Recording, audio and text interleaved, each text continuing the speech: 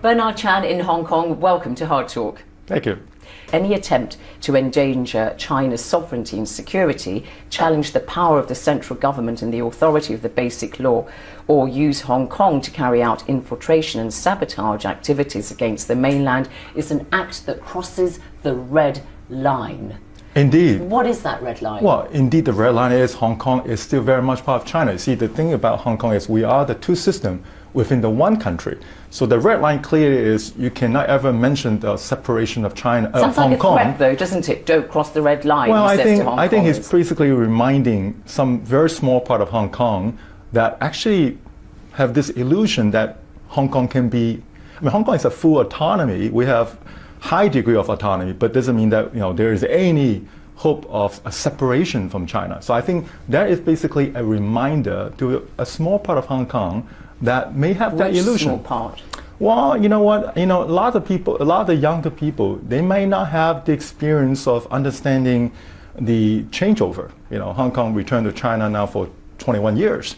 So for many that's born after that, may not have this appreciation. He's threatening the pro-independence Well, activists, people like Andy Chan and his National Party, which was banned from standing in any elections. Agnes Chow, a young pro-democracy activist who wanted to stand in a by-election last year, she was also not allowed. You know what? I certainly would agree that those individuals that you just mentioned, they don't represent Hong Kong.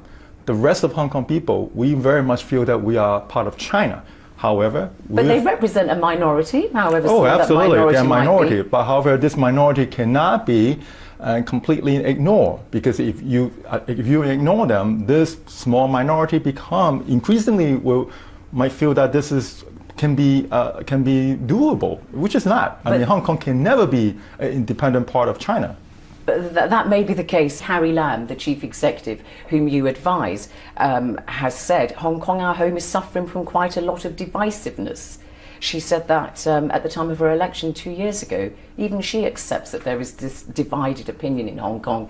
You can't brush it under the carpet. Well, we don't. You've got to do but I have to something remind about you, though, majority of the rest of Hong Kong people, we have better worries than about independence, Hong Kong independence. Again, as I keep repeating, that's a very small part of Hong Kong. The bigger part of Hong Kong, we worry about our future. Are we going to continue to be prosperous? Are we worried about being marginalized with what's happening in the rest of the world and vis-a-vis China? Those are the bigger issues that we are facing.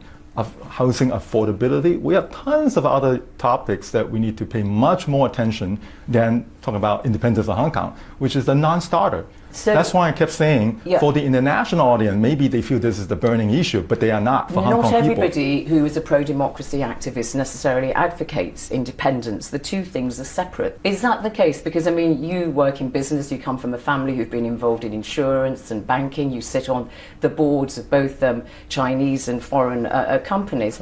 And I put this to you, Charles Mock, a former IT executive who represents the IT sector in the Legislative Council, said at the end of last year, previously when I went abroad to promote investment, people asked me whether they could make money, but now they are asking me about freedom of expression and rule of law related problems. Well, I totally agree. When I go abroad, that's the point. First question. Investors are concerned. And you know why they ask that question? Because all the news they got is always about issues with this one country problem, like the independence and whether reporters are allowed to report. All they hear about is that. They don't see what's happening day to day in Hong Kong lives, where business is thriving and people continue to invest and using the advantage of that system. The point I was because they only got to hear from the international media all the things relating to the politics. That's your answer to that, but the point I was making, which is true. Okay, I'll put you a very informed opinion then.